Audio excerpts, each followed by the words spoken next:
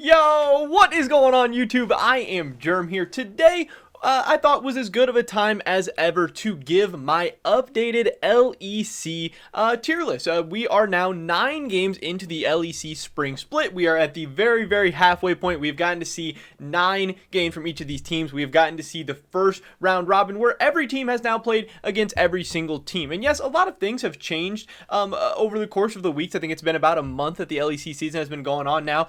Some teams started out the gate really hot. Some teams kind of cooled off as the season went on.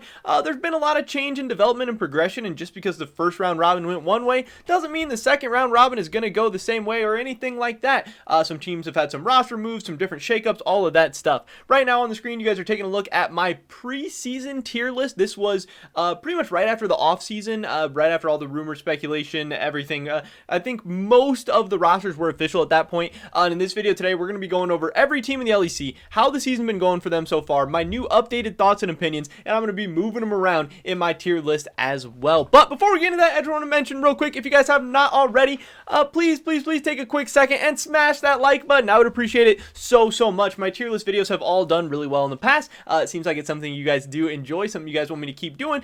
So make sure you show me that by dropping a like. It really shows me the content you guys want to see. It also helps me continue to grow more and more. Also subscribe to stay up to date on my latest content so you don't miss out on any of the awesome videos we have coming up in the future. Also, make sure you guys leave a comment down below letting me know what your tier list looks like. I'd love to hear what you guys are thinking about all these teams headed into the second half of the LEC split, which looks to be a really exciting one, because the first half was honestly pretty exciting. It was pretty fun. With that being said, let's get right into this. We're going to be talking about just a bunch of different teams. I guess we can start kind of from the bottom up here. Let's start out with Astralis, taking a look at what's been going on with them. This is their match history, 9 games into the LEC season. We can see stuff kind of didn't start out that great. This is a team that, as we can see, again, I had them in the preseason as F tier. I wasn't really excited about any of their players, wasn't really excited about their roster in general. A lot of guys who were either not very experienced or just didn't have a history of being all that good, with Duck in the mid lane. Kind of overall just a weird team to me. I didn't really understand what the point or purpose of this roster was, so that's why I rated them as an F coming into the season, and really once we got on the Rift, we kind of saw just that. Yes, they were able to pick up a game against Vitality, which Vitality has not looked that great either, so somebody had a win in that game, so that was awesome that Astralis was able to pick up that win. But then, you know, just a streak of their schedule got pretty tough. G2, Fnatic, and Rogue in 3 of the 4 games, but also still dropping that game to Excel. And then they obviously made the change going from Duck to Felix midway through the season, about 7 games in. So maybe that was going to be an interesting change. Maybe that'll be the start of something a little bit better for Astralis. First game with him in, they were able to pick up a big win against Shulk, who had been a team that was pretty hot up until that point. But then, you know, right back to the old Astralis ways with the loss against Misfits in that next game. So overall, I had this team started out in the F tier, and I am still going to be keeping them in the F tier. Overall, I do like the move to Felix. I think he has a higher ceiling probably than Duck at this point in his career. I think he's at least interesting, somebody that gets fans excited, and you know, 2 games in, they're 1-1 with him. That doesn't mean necessarily that they're going to be any better or worse. I still think there's a lot of holes, a lot of flaws in this team. And overall, I think they're pretty boring to watch, pretty unexciting. I think they're going to start losing a bunch of games, but I don't maybe think they're the worst team in the LEC anymore, like I did, you know, coming into the season. But you know, I'm happy with where I placed them in the preseason. Had them F. I still think they're F. That's how that goes. Next up, we can talk about Misfits. I had them ranked as my 9th place team coming into the season. Let's see what has been going on with them. This is kind of an interesting team.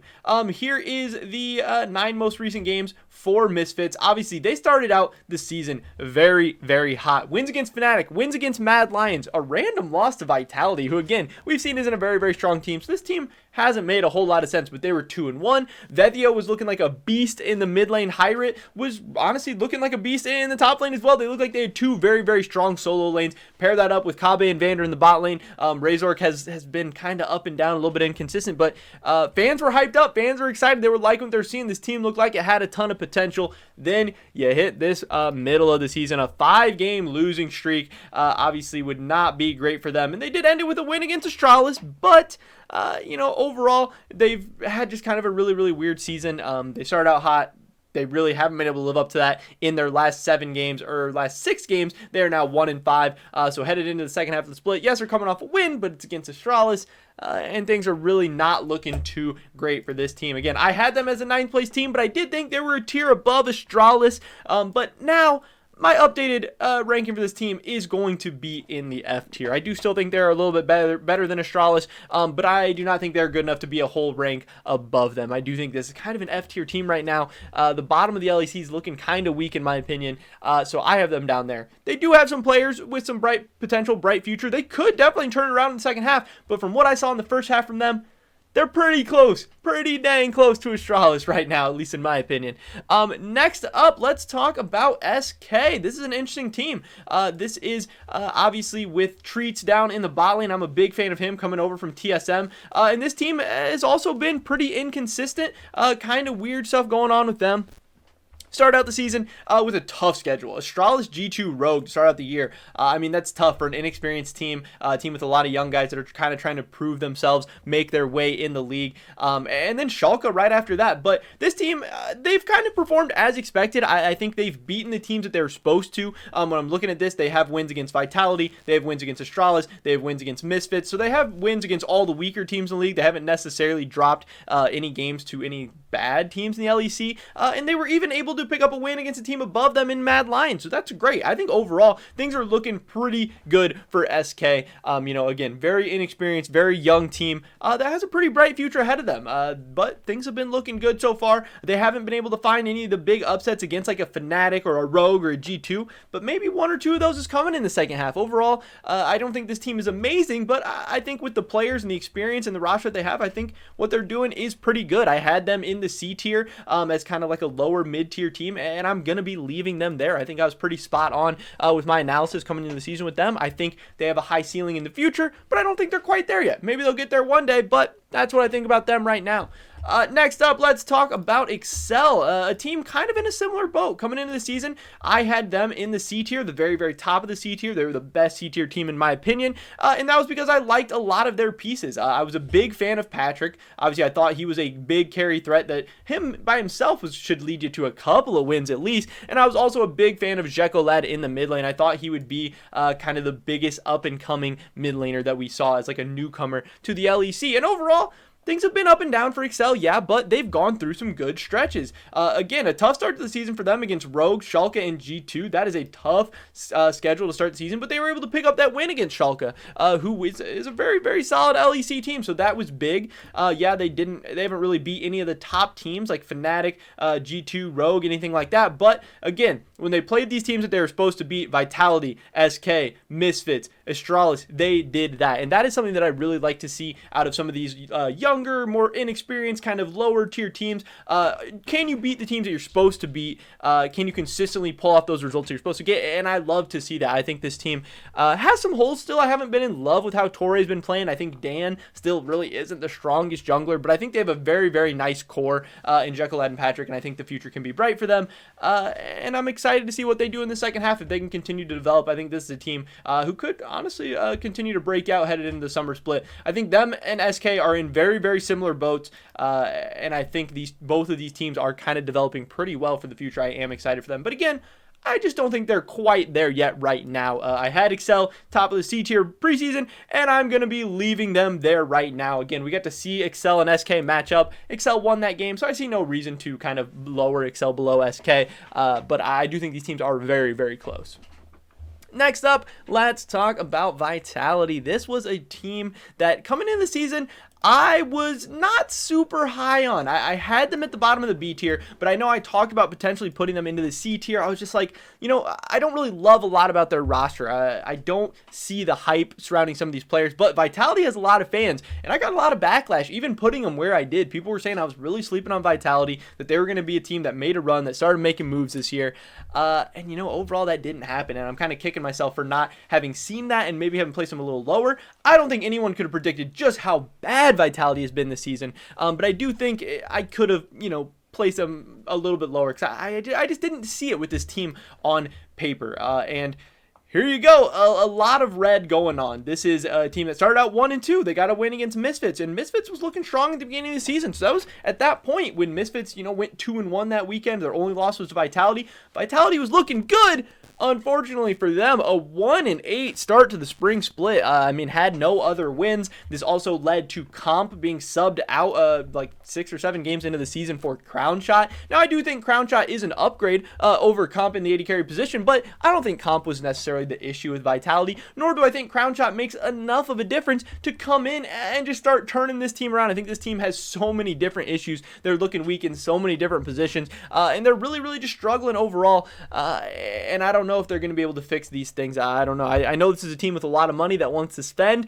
Maybe they'll have some more roster changes and stuff at the midway point, like between spring and summer, or maybe they're just waiting until the offseason. They're going to blow this roster up because I don't know. I know a lot of people were hyped up for Lebrov. A lot of people were hyped up for Milica, but man, this team is just not ticking. They've looked bad in so many of their games. They lost to Astralis when Astralis was not looking good. They were able to beat Misfits, but they haven't been able to find any upsets. They haven't looked good ever. It's a team that I just don't really like watching. I think they're really, really boring, not very exciting. I do like Crown Shot on them. I think that's a huge pickup. I like where they're going in that direction, and maybe that'll help them out down the future, but Crown Shot's not saving the day. I do think that this is the worst team in the league. You could maybe, make a case for any of these bottom 3 teams, in my opinion. They're going to be kind of interchangeable. Yes, just because Vitality had the worst record in the first half doesn't mean they're going to in the second half. But I think these 3 teams at the bottom are all pretty close, and I wouldn't really be too surprised if any of them beat each other, passed each other. But I do think they're the bottom 3 teams. So that is my F tier there. Next up, let's talk about Mad Lions. What's been going on with them? They've kind of had an up and down spring split. Here we can see they started out with that game against G2. They did beat Astralis, and then now it's looking like a pretty bad loss against Misfits for them. But they were able to pull off a good win against Fnatic, which was awesome. That was a game that Fnatic probably should have won. They had a very big lead in, but Mad Lions fought back. They were able to pull that off. But then they just can't string those wins together, dropping a game against SK right after it. So this is a hard team to rate for me. I am a big fan of a lot of these players. I think their team is overall very talented. I have not been a huge fan of Arma in the top lane so far during the season. I think, people were calling for a Rome to get replaced and stuff, but I don't think Arma has really been the answer yet. We'll see if he's able to do some better things. Also, Karzi, I know, has been dying just a ton as AD carry. Aloya, I think, has been fine in my opinion, but I do think that Humanoid and Kaiser really need to step up in the second half of the split and be the leaders, the big carries. They need to be kind of MVP level talent for this team if they want to compete with those teams at the top, because right now they're just kind of floating in that awkward mid-range, which I don't know, it's not really going to be good enough, and their replacements in Arma and Aloya need to step up as well. This team needs to make some big improvements if they want to make a run in the second half. I had them lower B tier to start the season in the preseason, and I am keeping them there for now. So I think I was pretty spot on with them. I wasn't necessarily sold about their roster changes in the offseason. I did think Humanoid was going to look better than he is right now, definitely, but the mid lane meta is just kind of weird right now. There's a lot of kind of mid laners randomly struggling and stuff. Next up, let's talk about Shulk. Again, a team with a lot of offseason changes going on. Broken Blade coming in, Limit coming in, and a team that's been really up and down.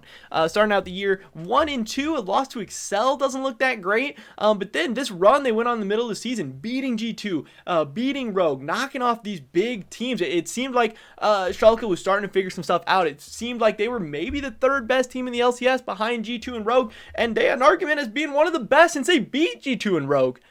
But they came back down to earth, an 0-2 week, losing to Astralis, losing to Mad Lions. All of a sudden, it has, people right back at the beginning with Shulk, where just how good are they? This team is so weird. They're so inconsistent. They were so inconsistent last season. They got 2 new players, and they're still at that level. When Gilius is on and he's stomping people, this team is, close to unbeatable in the LEC. They are one of the top tier teams, but they just can never seem to put it all together. They cannot be consistent enough, and that's why I struggle to put them too high. This is a team that in the second half of the spring, I could easily see them going 7-2. I could easily see them going 2-7. They have wins against the top teams, but with losses against Astralis, Mad Lions, and Excel, it's really hard to make sense of it. Like they're just so streaky. You know, two losses in a row, 4 wins in a row, 2 losses in a row. They're just constantly going back and forth. And that's it's kind of how all their players play too. I know Broken Blade is a very, very streaky player. When he's on, he's amazing. Gilius is that same type of way as well. Neon and Limit have been very solid in Abadage. You never know exactly what you're getting with him either. So this team is hard for me to rate, but in the end, I do think I still am going to keep them at the top of this B tier. I like where I rated them as well. And yeah, it's just kind of tough for me. I do think they're kind of below those top 3 teams in the LEC right now, but I do think they're a solid 4th with a chance to move up for sure if they can get hot and get some of that old Shulk magic back. Next up, Fnatic. What do we got here? This team has been crazy to start the season. Losses against Misfits and Rogue. They were 1-2. People were really starting to question Fnatic. What is going on? Whippo was running down. Hylissang was running down. This team was looking so inconsistent. Their losses, they looked so bad. Even though they did look pretty good in their wins. Obviously, picking up that win against Shulk was really nice.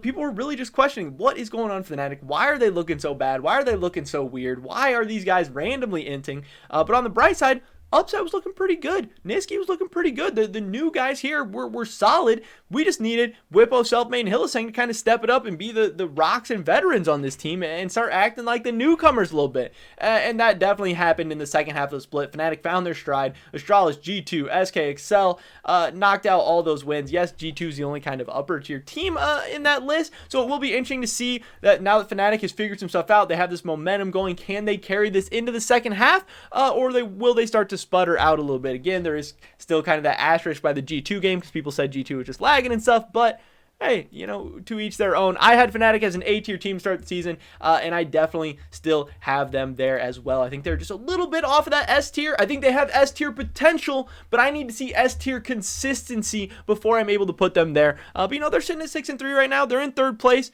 They're a very, very solid A tier team. But when Fnatic's inconsistent, they're like a B tier team for me. And when they're on their game, they're like an S tier team. So we need to see exactly what Fnatic we're going to see the rest of the year.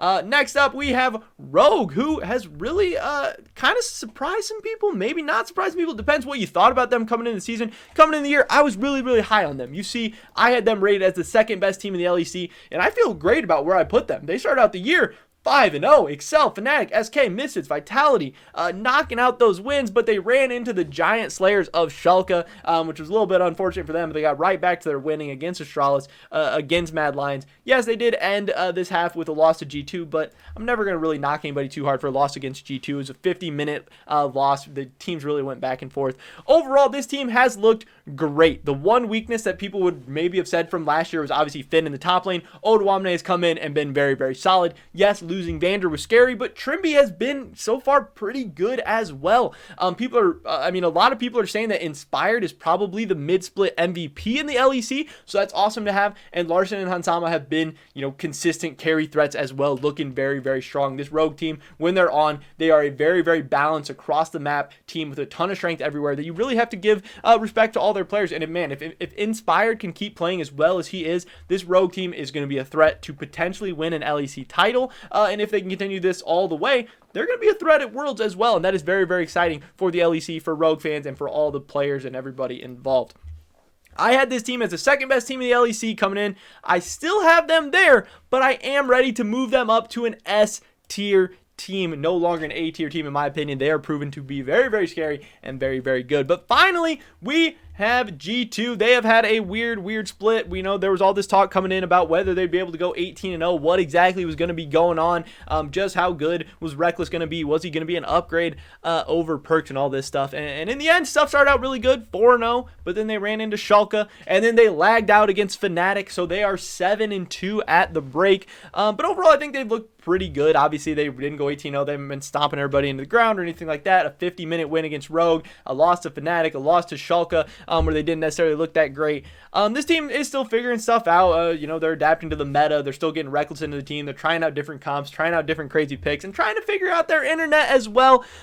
It's hard to tell right now. It's just best of ones where we don't even know each game if G2 necessarily even cares about each one. They're such a hard team to rate.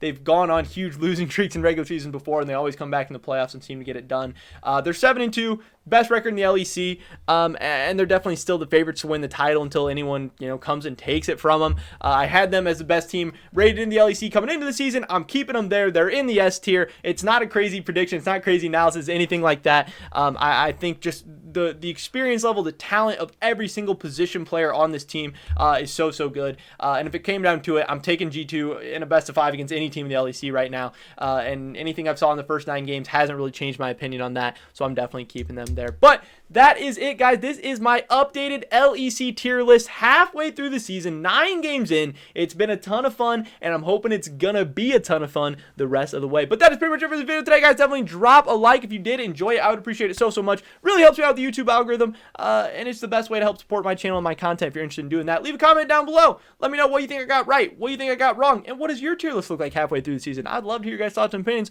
on anything we talked about in today's video. Subscribe to stay up to date on my latest content. Hopefully I catch you guys in the next one. But until then, peace.